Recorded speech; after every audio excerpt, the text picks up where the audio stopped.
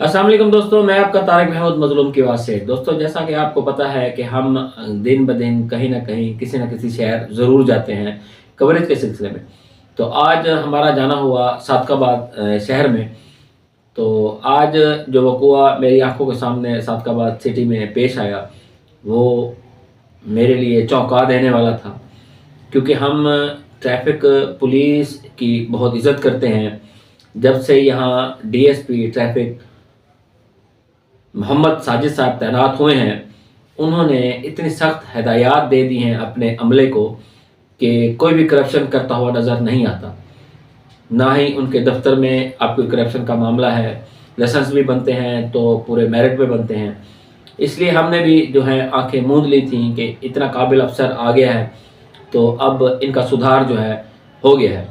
लेकिन आज जो वाक़या मेरे आंखों के सामने पेश आया सादकाबाद शहर का जहाज़ चौक पे, वो मैं आज ज़रूर आप सबके सामने रखूँगा और जनाब मोहम्मद साजिद साहब से भी रिक्वेस्ट करूँगा कि इन अफसरान की बासपुरस की जाए। जो वाक़या है वो कुछ इस तरह है कि जहाज़ चौक में दो कम सन उम्र बच्चे एक सीढ़ी मोटरसाइकिल पे सवार थे।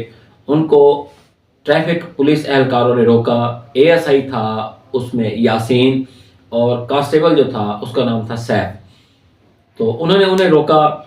तो कम से उम्र बच्चे थे, ना उनके पास हेलमेट था, लाइसेंस आईडी कार्ड तो बहुत दूर की बात है।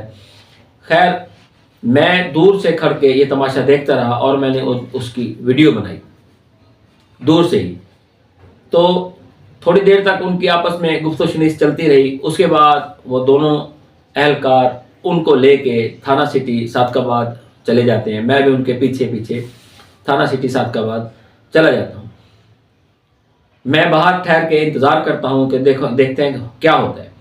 मेरे जहन में यही था, क्योंकि कुछ दिन पहले मेरी जनाब डीएसपी साजिद साहब से बात हुई थी कि वो कहते थे कि कम से उम्र बच्चा के ऊपर एफआईआर होगी और उसके वालिद पे या उसके भाई के ऊपर भी एफआईआर होगी। इसलिए अपने बच्चों को मोटरसाइकिल या गाड़ी मत दें चलाने के लिए। तो मैं भी इसी इंतज़ार में था कि शायद उन बच्चों पे या उनके बड़ों पे कोई एफआईआर होगी, लेकिन ऐसा कुछ ना हुआ।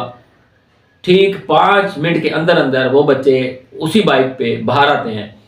मैं उनको रोक लेता हूँ। मैंने कहा, यार तुम लोगों को तो पुलिस ने रोक लिया था, आपको थाने भी ले गए थे। कहते जी उन्होंने हमसे पैसे लिए हैं तो उन्होंने अब हमें छोड़ दिया है। तो मैंने कहा, भी आपने अपने पैसे चालान भरा? कहते जी नहीं, उन्होंने हमसे हार्ड कैश लिया है। मेरे इसरार करने पे उन्होंने बताया कि हमने उनको 5,000 रुपये दिया है, सैफ और यासीन को। तो मैंने उनकी वीडियो भी बनाई, मैंने उनकी फ़ोटो भी बनाई, जो आप लोगों के साथ शेयर करूंगा। दोस्तों, हम इसी बात पे सोच के चल रहे थे कि जनाब मोहम्मद साजिद साहब की निगरानी में ये पुलिस एहलकार जो हैं अब करप्शन नहीं करते। अच्छा, कुछ दिनों पहले मैं लियाकतपुर गया था और वहाँ भी मैंने वीडियो एक अपलोड की थी, बनाई थी।